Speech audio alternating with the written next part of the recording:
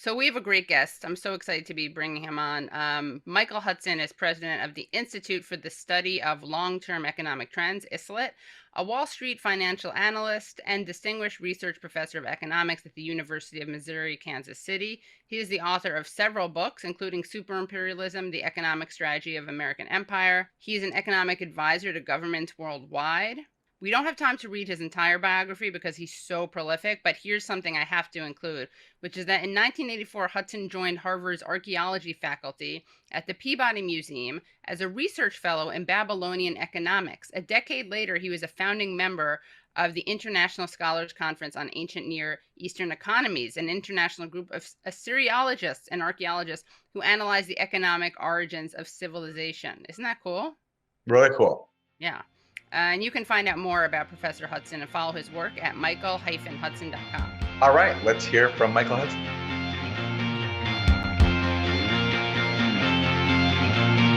Professor Michael Hudson, thank you so much for joining us. We're really excited to have you. We wanted to start off by asking you just if you could provide an overview of what the economics driving this conflict are. And by conflict, I mean the conflict between Russia and Ukraine and, of course, the rest of the world, or really the conflict between Russia and the U.S. and the economic fallout.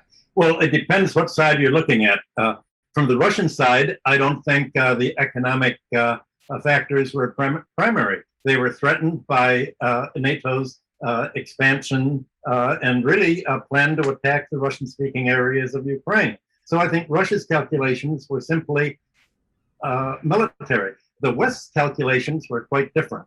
And if you look at what the results of the conflict are, you have to assume that everybody was talking about them. The results were known. They're very clear. The results are a very large increase in fuel prices, oil and energy prices, a very large increase in agricultural prices with declining supplies of food.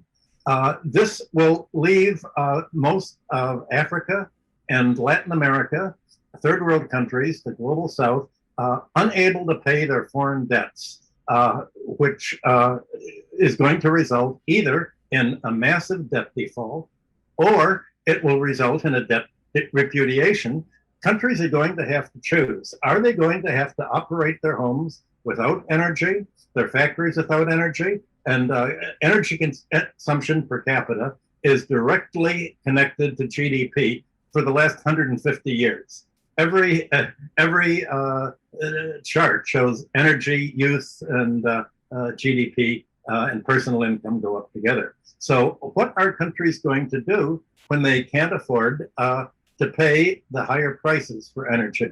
Well, Janet Yellen, who is the Federal Reserve head and the Secretary of the Treasury, says, well, what we're going to do is use the International Monetary Fund to preserve America's unipolar hegemony.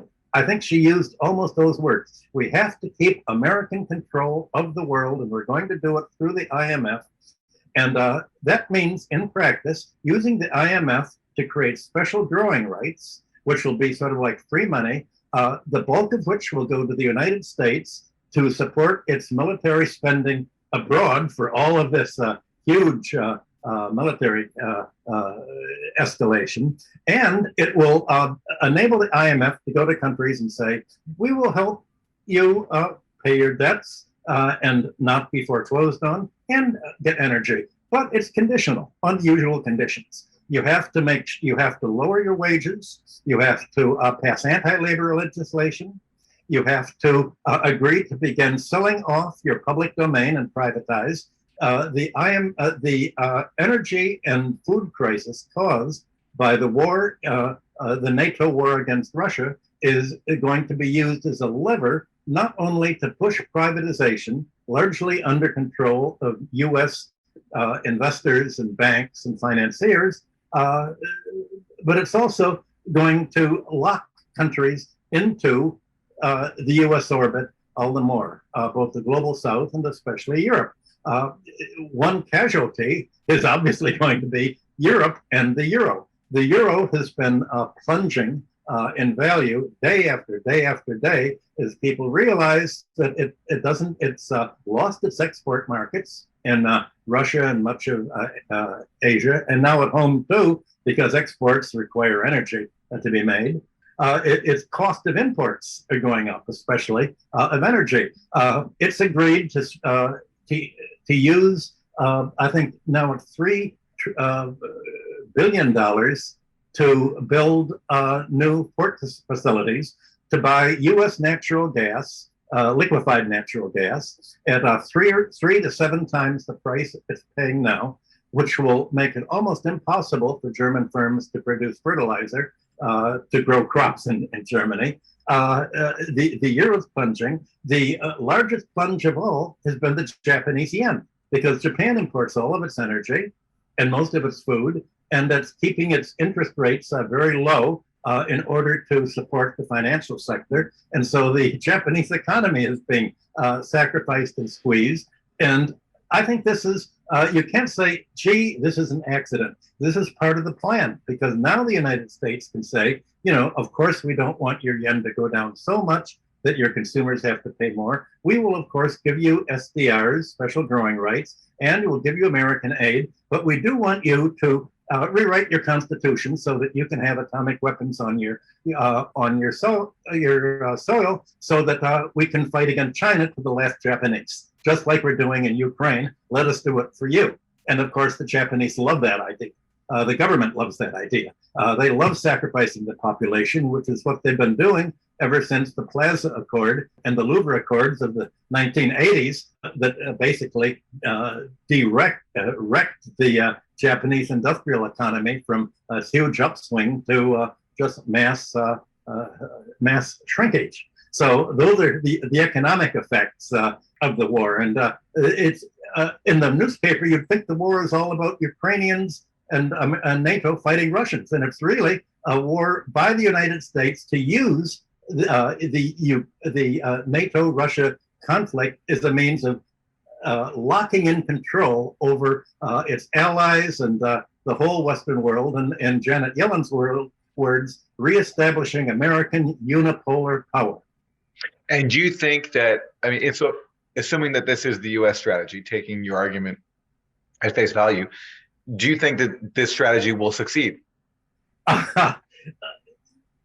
Ultimately, it'll be self-defeating, and almost every U.S. politician and military speech has the phrase, gee, we don't want America to shoot itself in the foot. And obviously, they're all worried about it. It's a huge gamble. Apparently, the military was not even consulted in the sanctions that were put against Russian energy. And the military wasn't consulted even on much of the plans by the State Department and the National Security, the neocons that are running the NATO war. And so obviously there's a lot of doubts within the military, but they don't speak up. That's not what they do. It's amazing that in Europe, the only opposition to this is coming from the right wing, people like Marine Le Pen, not from the left wing. So the left wing in Europe, I shouldn't say the left, I should say what is now the right wing, the Social Democratic parties, the Labour Party. Those are the parties that are thoroughly behind NATO, and there doesn't seem to be a political alternative in these countries except going along with the policy that's going to squeeze their balance of payments and lock them into dependency in the United States. So what seems to be happening if there's no fight back on the part of Europe, obviously, if you look at the United Nations vote on whether to come out with a policy against Russia, many countries either abstained or voted against it. So the big economic result is structural. It means there's like an iron curtain between the white Western world, Europe and North America and the Five Eyes, and Eurasia, China, India, and Russia, and their surrounding territories. And if you have China, India, and Russia or what Mackinder called Eurasia, the world core, then are you going to have the rest of Asia coming along? The question is going to be what happens with Taiwan, Japan, and North Korea. They're pretty much up for grabs. And 2 days ago, the NATO leader, Stoltenberg, said that NATO has to have a presence in the South China Sea, that NATO has to defend Europe in the Pacific, in China. So you can see the conflict that's coming there. And I think you also had one of the NATO people, a European politicians, the head negotiator, saying this cannot be settled economically. It cannot be settled by treaty. It can only be settled militarily. Well, so then you're back to how does the military going to affect the economy? Well, Russia can not afford to lose because if it loses, they're going to be NATO is going to put atomic weapons right in Ukraine, right next to its border, as it wants to do in Latvia and Estonia. And the U.S. apparently is taking a position we can't lose because if we lose, Biden won't be reelected. And Biden needs apparently is now running the military and economic campaign with a view towards how can he be reelected in November, with the only real variable in the American strategy being the American public itself, which unfortunately there's almost no discussion of what we're talking about today, except your show, the internet, Saker, and the others. So everything is up for grabs. And by the way, I mean, if this is Biden's thinking, he's doing so even though most Americans don't wake up caring about Ukraine. It's not their top concern, but that's there's a very different attitude inside the White House. Obviously they do. Let me ask you about Russia. Can Russia afford to weather all of this? As we're speaking, Russia has recently cut off gas deliveries to Poland and Bulgaria. Let's say other parts of Europe follow suit and refuse to pay in rubles for gas payments as Putin has demanded. Can Russia afford to cut off more countries or from receiving Russian energy, or is Putin bluffing there, do you think? No, of course it can afford to cut it off because Russia's pretty much self-contained.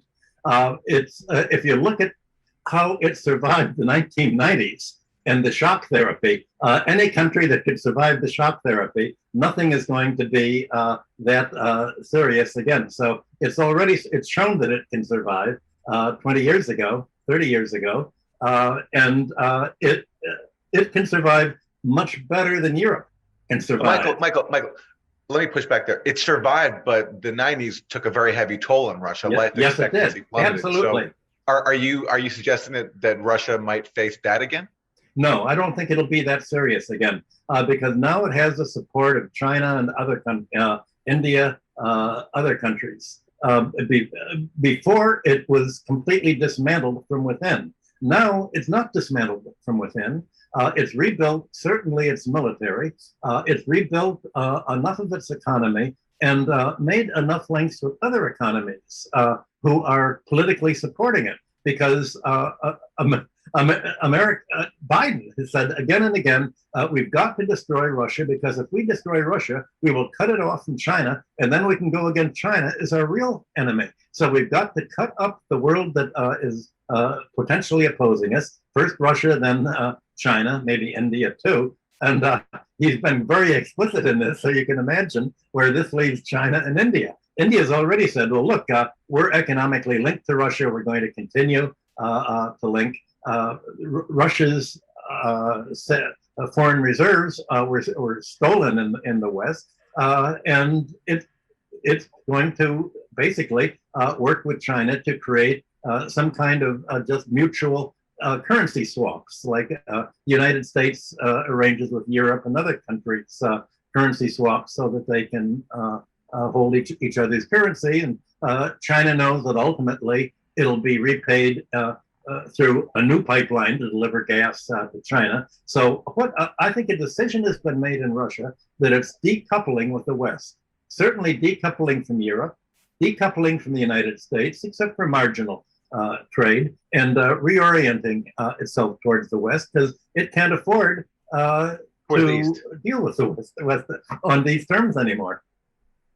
So yes, it's going to be painful, but I think the Russian people who get a very different report of the war and the violence and terrorism that's going on than the American press has. The Russians seem to be 80% behind Putin, and it's not like it was in the 90s when they were utterly demoralized. And so how does this end? It's not going. The military fighting is not going to end this year or next year. It's going to take at least 30 years to end. And it will end probably with a split between the West, Europe and the West on the one hand, and Eurasia on the other hand, with more and more of Africa and South America linking itself to the Eurasian economy as Europe and the American economies shrink. Almost everyone sees shrink. I think President Xi of China said the other day he sees that the American economy is shrinking, and certainly the European economy is shrinking for a decade, if or as long as it continues the neoliberal course. And I think that's pretty obvious. It's going to shrink. And Xi also said that's because a centrally planned economy, which they call socialism or Marxism with Chinese characteristics, is more efficient than democracy because democracy really turns into oligarchy very quickly. And the oligarchy turns into a hereditary aristocracy. And the West is not a democracy anymore. The West is an oligarchy turning into a hereditary aristocracy. And the Chinese are trying to prevent the financial class from becoming an independent class, pursuing policies that impoverish labor, because for them, banking and credit is still a public utility. Was the most important sector to be socialized in China, and that's what makes China so different from the United States. That you could say that bankers and Wall Street are the central planners of the West, and their central planning is in favor of the finance, insurance, and real estate sector. And bankers are in charge of China through the treasury, which is run by party officials that are not seeking to make capital gains for wealthy families, but are using finance to build up their industry and infrastructure and make themselves independent of the West so that America can never do to China what it did to Russia. And if you were to predict the first places where we're going to see a major fallout, major unrest as a result of higher commodity prices due to this war in Ukraine, where will it be? I would say Latin America and Africa, third world countries that are not have followed World Bank policy for the last 70 years and not produced their own food, but have produced export crops. So they're dependent on importing food, primarily American grain exports and importing American energy. And probably the central economic aim of the NATO war against Russia was to reconcentrate control of the world energy trade in the hands of American, English, and Dutch oil companies. So basically, the oil companies and the U.S. are going to let the third world countries go into a crisis. If they default on their bonds, then the United States gets to, and the bondholders get to treat Latin America like they treated Argentina and try to, or Venezuela, and grab whatever assets they have outside of their country, like Venezuela had investments in the United States and gold that it left in the Bank of England that were grabbed. There's going to be just a huge asset grab that is supposed to be how this unfolds. And the most obvious assets to be grabbed are going to be in Latin America and Africa, maybe some Asian deficit countries. So this is the weakest link, and that's why there's this fight within the IMF at the upcoming meetings to create these special drawing rights to give the money on the condition that there's a class war. So what we're saying really isn't a war between NATO and Russia, it's a class war of the neoliberals against labor across the world to establish the power of finance over labor. And so do you think that there's a threat of an even worse hunger crisis in this world, one that we're not talking about and should be preparing for? A threat, that's the objective. Yes, of course, that's what they're aiming at. If you read what Klaus Schwab says at the World Economic Forum, he said there are 20% too many people in the world, especially in the global south.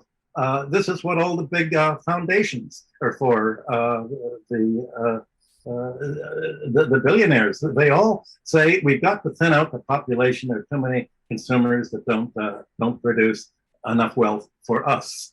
If they produce wealth for themselves, that doesn't count because that's not for us and we don't get it. Yes, that's not going to be an accident. That is obviously anyone who looks at the basic economic trends can see that this is inevitable, and you have to assume that this was discussed as part of the whole big neoliberal plan of the Biden administration and the deep state behind it. How different is this from what we saw with Trump? How continuous or how much of an aberration do we have between the different administrations? It's pretty much the same. The same groups are still in control. Trump was going to appoint that general who was going to basically clean out the State Department and the CIA, but his son-in-law convinced him not to appoint this person, and Trump didn't have anyone in his administration able to close down this whole neocon group there. So basically, he let them destroy.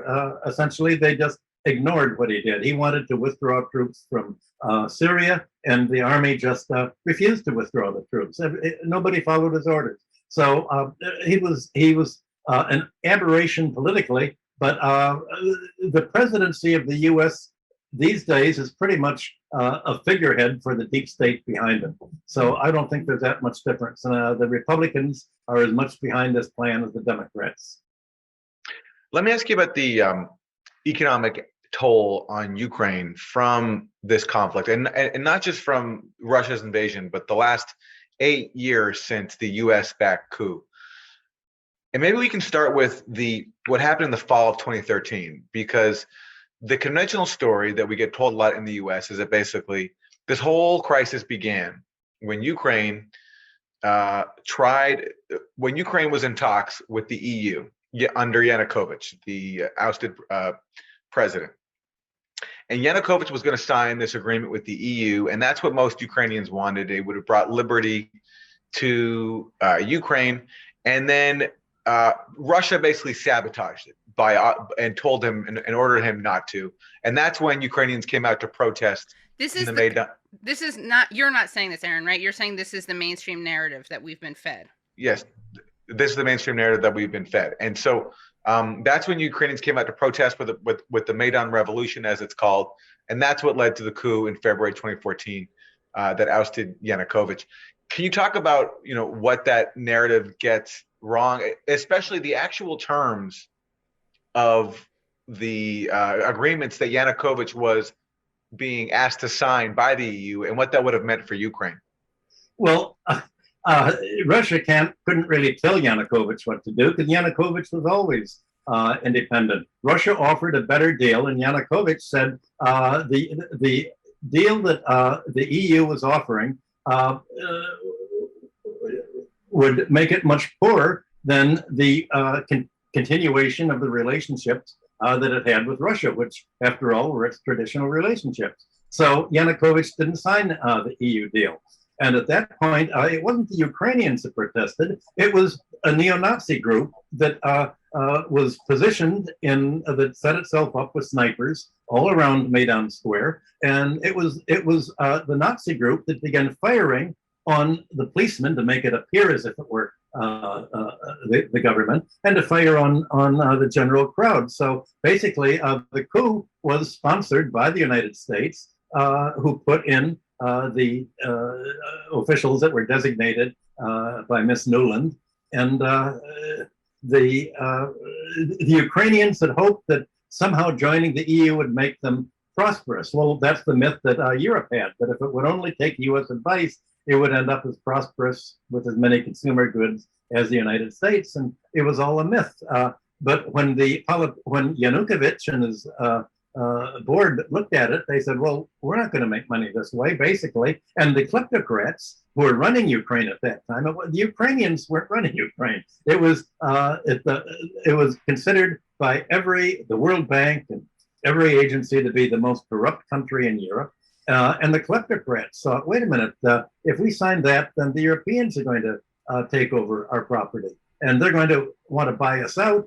And we're going to end up with some yachts and some real estate in England, like the Russian kleptocrats. But we're not, it's really going to be a giveaway. So they were certainly behind Yanukovych and saying, this is not a good deal with this. That's when the US decided that it needed the coup. And even at that time, it realized that it had the idea of long-term fighting against Russia as the first domino to fall to fight against China. That was in the discussion already at that time in 2014. Right. Carl Gershman is the former head of the National Endowment for Democracy. He called Ukraine, quote, the biggest prize in what he saw as a struggle against Russia. And he thought that actually bringing Ukraine into the Western orbit would actually lead to regime change even in Russia and lead to Vladimir Putin's downfall. Well, he was a Trotskyist and a neocon and yes. a virulent Russia hater. An example of that great Trotskyist and neocon trajectory that we see. Yeah. So much. One small point, though. I think the protest that happened initially against Yanukovych, I think that was actually a large mass of people. That wasn't neo-Nazi. I think the neo-Nazi... Right. But they didn't do the coup. They weren't behind the coup. The coup was definitely the far right, as they've even taken credit for, openly. You mentioned the kleptocrats in Russia. Let me ask you about that. What is the real state of the oligarchy in Russia? We hear in the U.S. constantly about the Russian oligarchs, and they're sort of blamed for all the world's ills. What is the actual reality of Russian oligarchs? How has that evolved under Putin? This oligarch class was obviously created under Yeltsin with the advice of U.S. Technocrats who came in. What is the actual power of the oligarchs in Russia now and their relationship with Vladimir Putin? And to hear the rest of the interview, please go to usefulidiots.substack.com.